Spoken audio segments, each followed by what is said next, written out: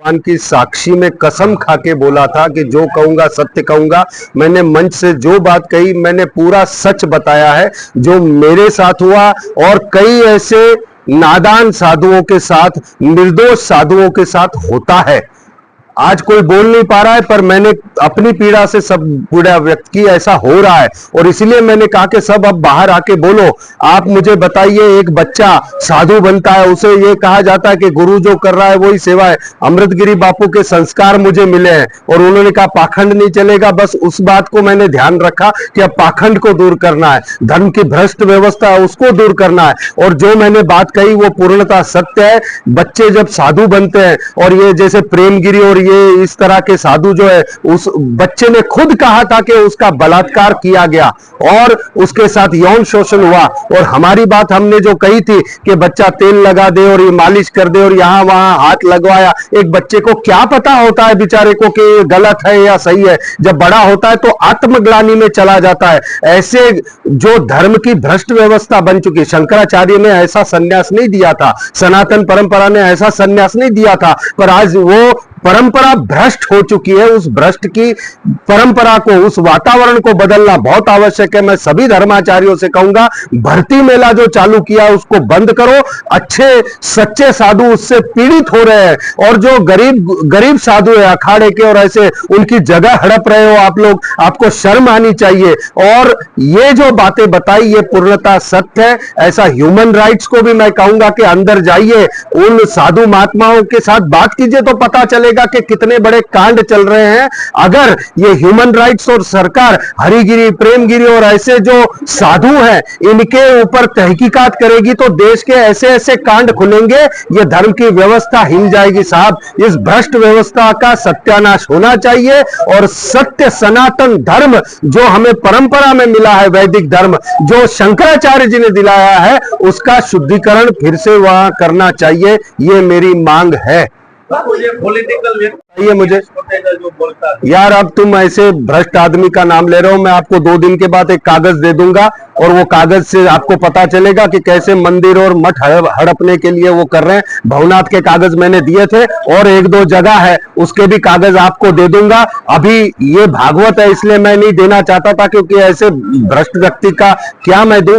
મને એટલી ખબર છે કે હવે જુનાગઢ જેના પાપ બહાર કાઢશે, મને બોલવાની જરૂર નહીં પડે। એક એક કૌભાંડો આ જુનાગઢ વાળા જ બારે કાઢશે। જુનાગઢનું સત્યાનાશ વાળામાં કઈ બાકી નથી રહ્યું। એવા માણસનું હું પૂછો છો यार તમે। बापू, ऐसा सूरत के ये शिवरात्रि में भी यहाँ पर कुछ लोगों को साधु बनाया जाता है और पिछले साल भी करीबन 200 लोगों को यहाँ पर साधु बनाया गया था। तो क्या शिवरात्रि के मेले में ये जब होता है तो ये क्या होता है? मैं आपको इतना ही कहना चाहूंगा, देखिए साधु एक अवस्था प्राप्त होने के बाद होता है तो सही है, भर्ती मेला बंद होना चाहिए।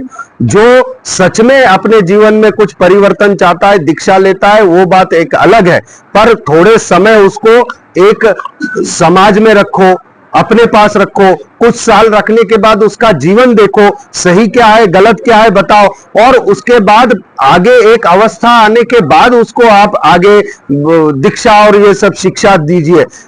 आज रात को आया है, कल सुबह मुड़ दिया और उसे कुछ पता नहीं, धर्म के व्यवस्था का कुछ पता नहीं। आज शिवरात्रि में यह होता है कि दारू पी के भगवा पहन के टुन्न हुए पड़े रहते हैं और उसकी वजह से सच्चे साधु बदनाम होते हैं। आज यह हो रहा है कि कई शिवरात्रि की राउटी में मुजरे तक चल रहे थे। मुजरे, क्या ये साधु को शोभा देता है? अगर ये मुजरे चल रहे थे तो इसका दोषी कौन है? ये भर्ती मेला ही दोषी है। तो मैं इसलिए कह रहा हूं कि ऐसी धर्म की भ्रष्ट व्यवस्था को उखाड़ कर फेंकना चाहिए और इससे सच्चे साधु प्रताड़ित हो रहे हैं, उसके लिए ऐसी व्यवस्था को बदलना चाहिए।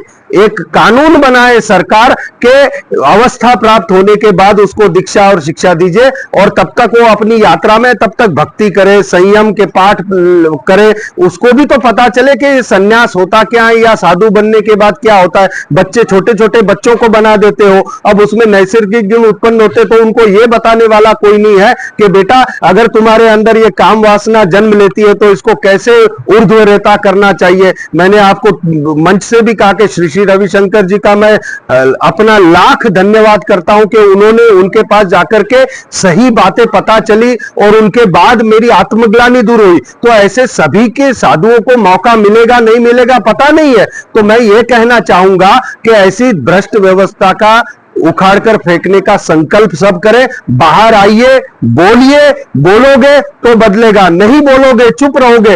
एक मीटू, आपको पता है मीटू एक मूवमेंट चालू हुआ था, तो 20-20 साल का जो दर्द था महिलाओं का, माताओं का, वो उन्होंने बाहर निकाला था। ऐसी मूवमेंट चालू होनी चाहिए कि हाँ गलत हुआ है, हमारी जमीनें हड़पी है, हमारे साथ ऐसा गलत किया है, हमारे यौन शोषण हुआ है। ऐसा कई ऐसे चेलियां बनाते हैं सब, कई चेलियों के ऐसे फोन आए मुझे, बलात्कार हुए हैं, उनके बलात्कार हुए हैं, ऐसे कई साधुओं के फोन आए। मैं आपको सबको कहूंगा, अगर बोलोगे नहीं ना, बोलोगे नहीं तो इतना याद रखेगा कभी बदलेगा भी नहीं, बोलना पड़ेगा। बापू जी आपके जगाया है वो बिल्कुल गलत, तो इसमें किस तरह का कहूं? मैं आचार्य भगवान अवधेशानंद गिरी जी महाराज को इतना ही कहूंगा कि आप जो कुछ भी बोले हो, आप ही मुझे सन्यासी है, मेरा सन्यासी है बता रहे थे सब जगह पर। मैं जब कुर्ता पजामे में था तब भी मैं अखाड़े में आता था, आप सबको बोलते थे कि आपका सन्यासी है।